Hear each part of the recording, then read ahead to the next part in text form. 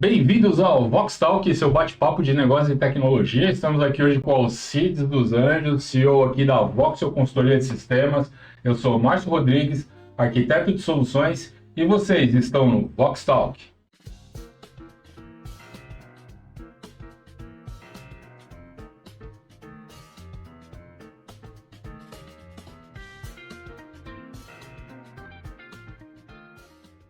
Bom, galera, estamos aqui em mais um Vox Talk aí, e como não é diferente, né? Todos os anos aí, o Vox Talk sempre pega um pouquinho aqui para a gente falar um pouquinho de empreendedorismo, né? Todos os anos aí nós estamos aqui falando, né? E não é diferente agora no final de 2025.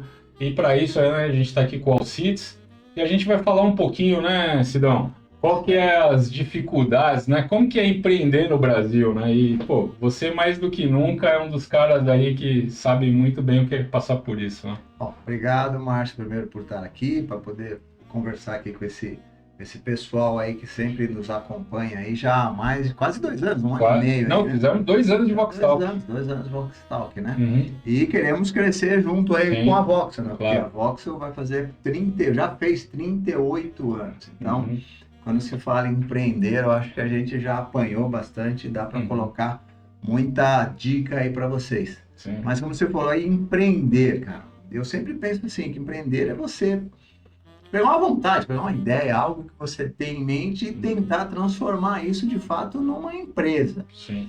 Só que quem está do lado de fora sempre acha que é muito fácil, tá? Mas não é não, viu? Você tem grandes desafios aí a vencer, porque eu sempre falo, você está remando contra a maré. A maré, o mercado, os concorrentes estão sempre indo contra você. Então você tem que ter muita força de vontade para vencer aí a arrebentação. Mas quando a gente fala em empreender, né, então a gente sabe que existem aí talvez alguns componentes aí que você tem que considerar dentro do seu negócio, né, dentro do seu empreendimento, que são, vamos dizer assim, primordiais, né, para ter um sucesso dentro da sua empresa, né? Eu queria que você falasse um pouquinho, né, porque a gente sabe que tem várias coisas, né, você tem a questão de, né, você tem que ter capital, você tem que ter, né, dedicação, você tem que ter uma Primeiro você tem que ter uma boa ideia. Boa Isso que eu ideia. ia Você tem falar. que descobrir o que você vai empreender. Você vai empreender fazendo o quê? Fazendo um serviço, fazendo um produto, uma consultoria, Tá. sei lá, vai pegar um produto e melhorar. Tem muita gente que ganha dinheiro pegando um chinelo, colocando umas miçangas lá em cima Acabou. dele, e é um negócio. Inovou o produto. E tá tudo bem, tem gente que ganha dinheiro desenvolvendo IA, Sim. gasta trilhões lá Sim. e monta um IA. Sim. Então, Sim. e tá tudo bem também, cada um tem o seu mercado, mas você tem que ter primeiro uma ideia. Tá. Você tem que conhecer daquilo. A pior coisa é você falar, nossa, a onda agora é IA, vou montar a minha IA. Você tem ideia do que você tem que investir, o que você tem que conhecer para montar uma IA? Tá. Isso também para coisas pequenas. Tem gente que é da área de tecnologia e vai montar um restaurante. Tá. A chance de dar errado é muito grande, né? É muito grande. Você tem que ter uma dedicação ímpar, porque como eu falei, a maré está contra você. Para você vencer essa arrebentação, você tem que ter muita dedicação, muitas vezes deixar a família de lado, não assim esquecer a família, mas vai ter diversos momentos que você vai ter que se dedicar à empresa e deixar um pouquinho sua filha, não vai ver a apresentação da sua filha. Isso dói no coração, mas faz parte de um perfil de um grande empreendedor. E mais importante aí é um pouco de capital com fôlego para você aguentar a empresa aí uns 6 meses, quiçá um ano. Porque todo e qualquer negócio, ele não começa no primeiro momento e tá dando dinheiro. A regra não é essa. Alguns sortudos aí, pode acontecer que montou um negócio, primeiro mês já está se pagando. Na mosca. Normalmente não é assim, você precisa de 6 meses para se tornar conhecido e fazer essa máquina girar. E algo complicado que existe no Brasil, pelo menos na área de restaurante, né, na área de danceterias, é a curiosidade. Tá. Nossa, tem um restaurante novo ali, uma balada nova, um barzinho. Pô, primeiros meses o negócio enche. Tá. Passou 2, 3 meses, amigo, começa a cair, seu capital vai todo pro ralo. Então, muito cuidado com isso aí, Marcelo. E você acha também, Sidão, que, por exemplo, quando a gente fala, né, nesses quesitos que você acabou de mencionar aí, acho que a resiliência também é um negócio importantíssimo, né? Porque é aquilo como você acabou de Sem comentar dúvida. agora, né? Sem Os dúvida. altos e baixos da empresa, né? Muitas vezes A pode primeira impactar o queda, empreendedor, né? né? Muitas vezes a primeira queda o cara desiste. Uhum. E não pode ser. Você vai ser amassado pelo mercado. O mercado vai te amassar e você tem que voltar. Vai te amassar e você vai voltar. Uhum. Eu até brinco. Minha esposa fala que eu sou teimoso. Eu falo, não, eu sou insistente. E eu sou dedicado. Sim. Né? Quando você monta um negócio, é a mesma coisa. Você tem que olhar lá. Você tem que saber até qual é o seu limite. Mas o mercado vai te amassar. Você vai ter alguns altos e baixos. Nossa, empresa com 38 anos, nós já caímos várias vezes e levantamos tantas quantas vezes foram necessárias. E muitas vezes você tem que ser pragmático, né, Ah. Sidão? Porque muitas vezes você tem que acabar, às vezes, tomando decisões estratégicas na empresa, né? Mas é bonito quando se fala decisão estratégica, né? Uhum. Eu falo que o real é a decisão difícil. Uhum. Às vezes você tem que matar um produto. Uhum. Tem que matar um Sim, produto. sim. Aquela situação que nenhum empresário gosta de passar é Sim. uma demissão. Pô, Sim. uma demissão é caro. Sim, É sim, muito sim, caro. sim. Está demitindo, está sem custo. Não, Sim. muitas vezes é necessário para o bem da empresa. Não é uma relação pessoa nesse caso. Quando você olha a empresa e fala, puxa, a empresa Negócio, precisa tomar essa decisão. Uhum. E você tem que saber passar isso muito claro para a pessoa que às vezes ela caberia muito bem numa outra função ou para Sim. um outro produto. Para aquele não cabe. Ou para a nova reinvenção da empresa, não cabe. Isso na verdade que você falou é importante, porque se a gente pensar, né, quantos profissionais bons a gente perde no meio do caminho, né? Profissional que está totalmente adaptado à empresa, está totalmente focado no negócio e aquilo que você falou, né? Infelizmente, por uma situação de mercado, né? Situação da empresa, você acaba tendo que, né? Se dispor do profissional. E às vezes é o contrário também, né? Às vezes ele acha uma oportunidade e você fala, puxa vida, vou ter que passar de novo um ano treinando mais alguém para essa mesma posição. E para nós aqui a gente sabe que é uma situação extremamente comum, né? Ou seja, essa questão de a gente potencializar vários profissionais e num determinado momento do jogo a gente acaba perdendo, né? Você tem que estar muito claro na sua cabeça que existem ciclos. Existem ciclos. Os profissionais têm ciclos. Principalmente o jovem hoje, né? O jovem com, deu 6 meses como estagiário, não quero mais estagiário. Quando é que eu vou sentar como gerente? Então, você tem que saber trabalhar muito bem isso, colocando desafios, aprendizados, melhoria na remuneração, para ele entender que ele está crescendo. Isso é muito importante. Principalmente na área de serviço. Na área de produto, eu acho que é um pouquinho mais... um pouco diferente. Mas você acha que, por exemplo, essa questão da equipe, do profissional, né, principalmente quando a gente fala de uma empresa de serviço, que, em tese, o profissional acaba sendo um core da empresa. Exato. Às vezes o produto é o profissional. Isso, exatamente. Então, quando a gente fala de empresas de serviço, a gente sabe que o profissional é um core da empresa. Sem dúvida. Né? E você acha que esse é um dos principais desafios, por exemplo, quando a gente fala de empresas de serviço? São tantos desafios, mas para serviço, eu acho que um core, sem dúvida, são as pessoas. Né? Você tem que ter boas pessoas trabalhando com você, não para você. Tem que trabalhar com você, tem que estar junto com você, tem que estar engajado, tem que entender quais são os objetivos da empresa. Tem que ver que se ele conseguir aquilo, todo mundo consegue. Se a empresa conseguir aquilo, ele também consegue. Então, de novo, não é essa máxima de trabalhar para você, não, tem que trabalhar com você, tá todo mundo junto. Aqui eu faço de tudo, eu lavo, passo, eu cozinho, e não tem problema, eu falo, eu sou entrevistado, eu entrevisto, eu dou bronca, eu tomo bronca e tá tudo bem. Nós estamos olhando lá um bem comum. Talvez por isso que na nossa empresa a rotatividade sempre foi muito baixa. Muito.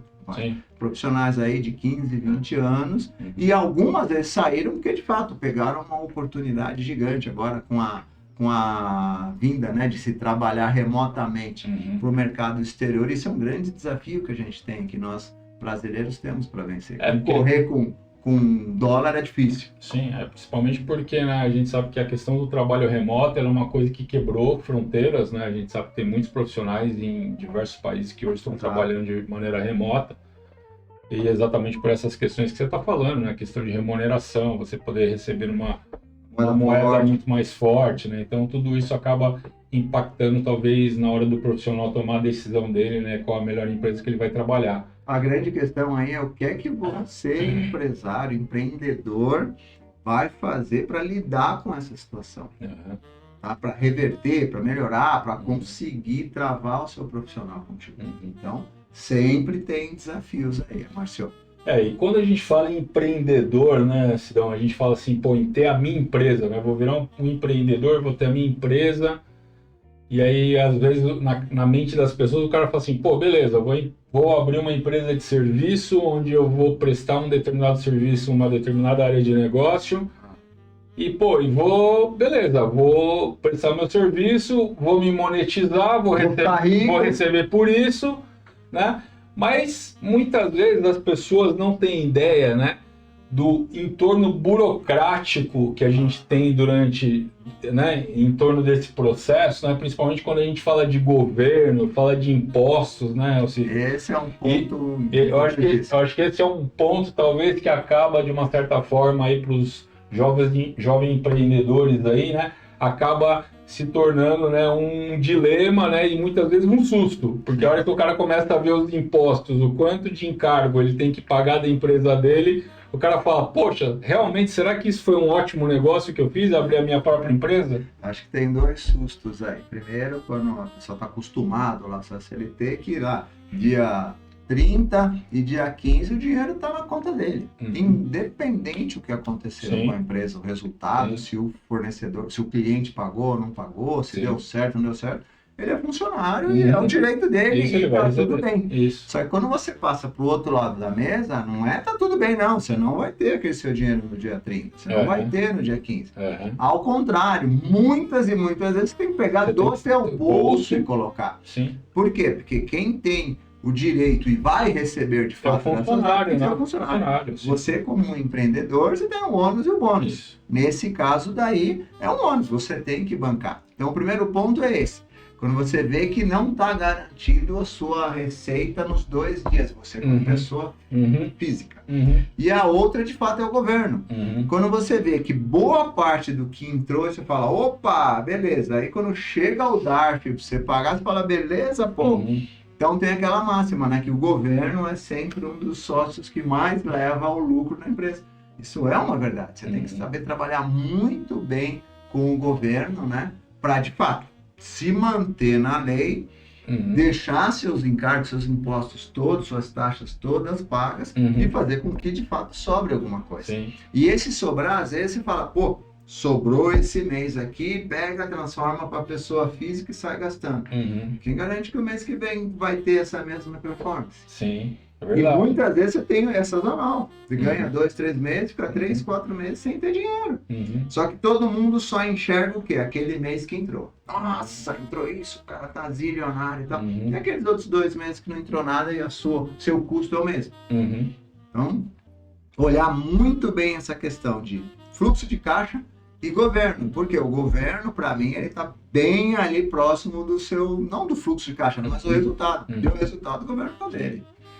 E eu acho que, né, falando um pouquinho desse aspecto também, né, Sidão, eu acho que muitas vezes os empreendedores que estão aí, eles são mentores do core do seu negócio, são mentores, né, da tecnologia, do produto, do que ele está oferecendo para o mercado.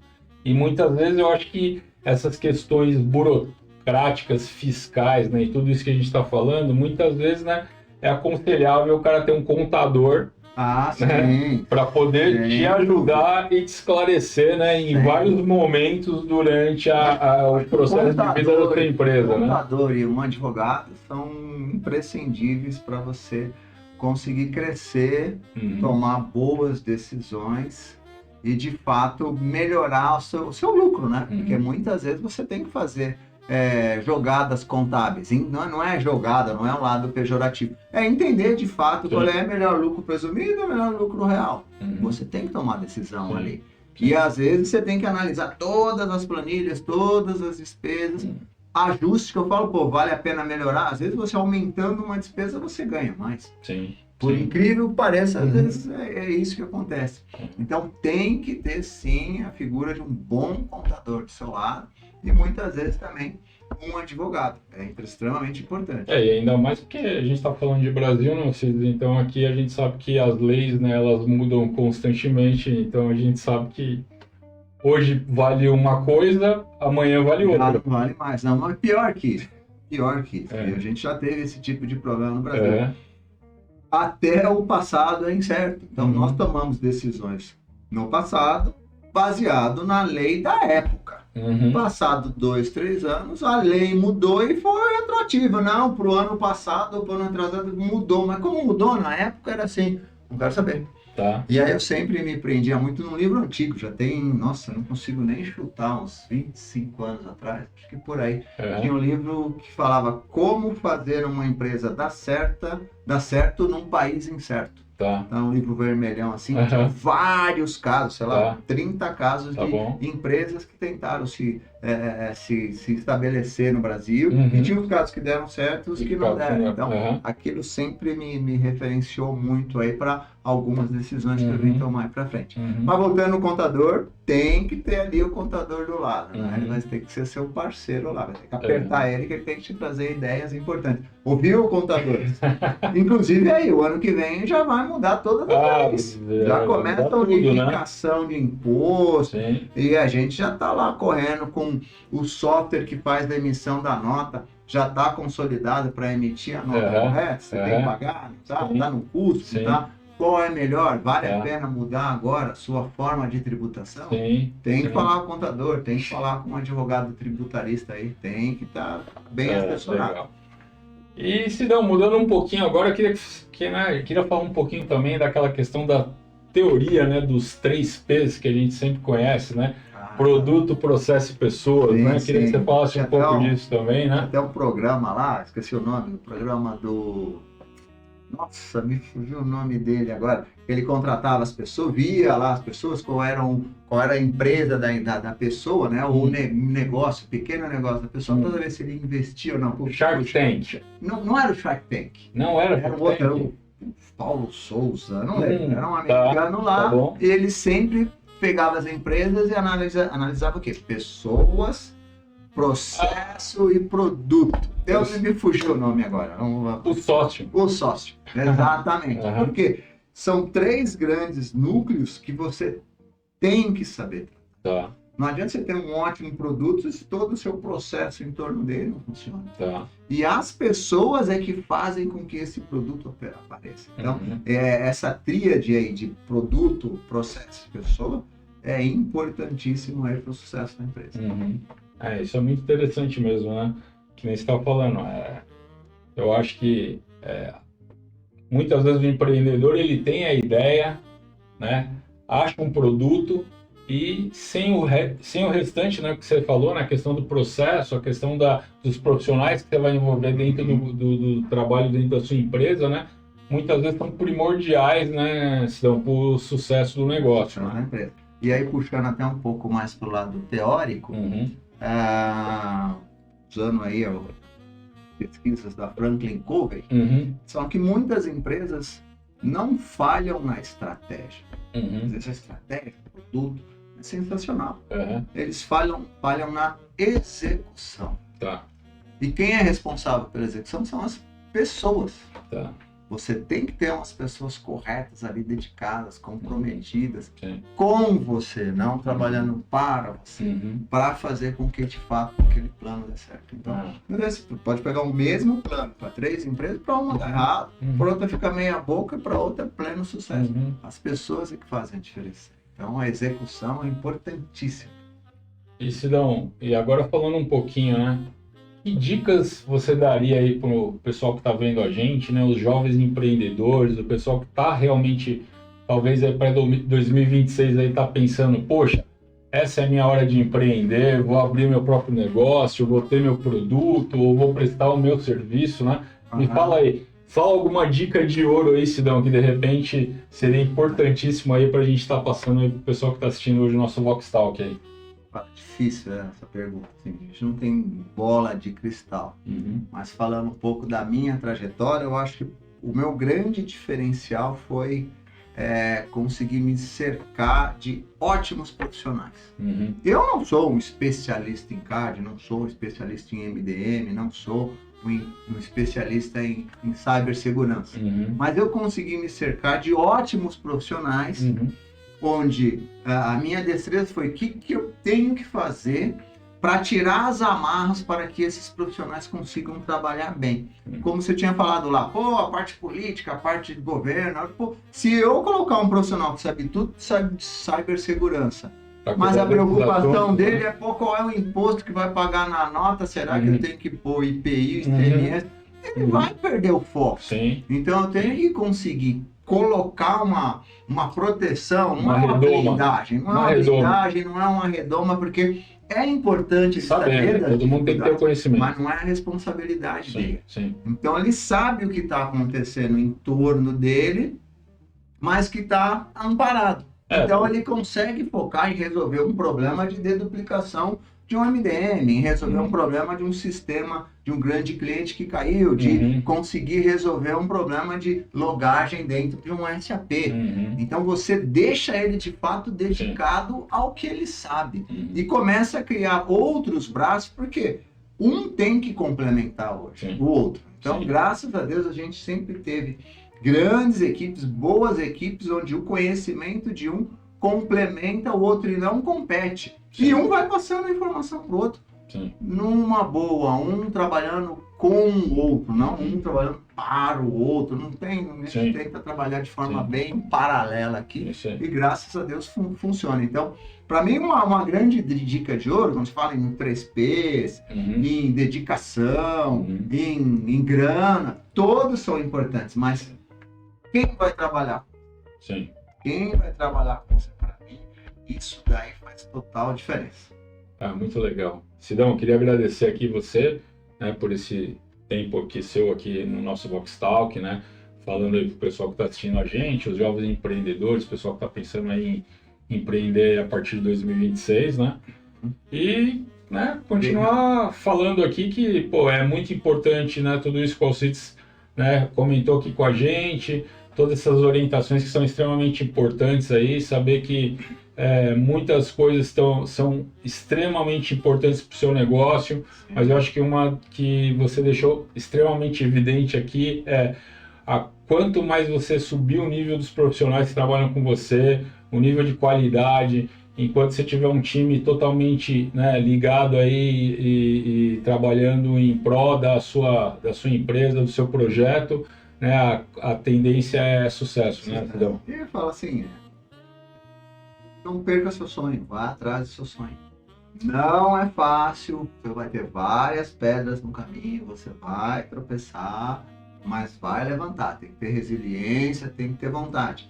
Nossa empresa tem 38 anos de vida, graças a Deus, trabalhando numa área de TI, onde quantas linguagens nós tivemos em 38 anos, quantos tipos de computadores tivemos, quantas consultorias cresceram e morreram.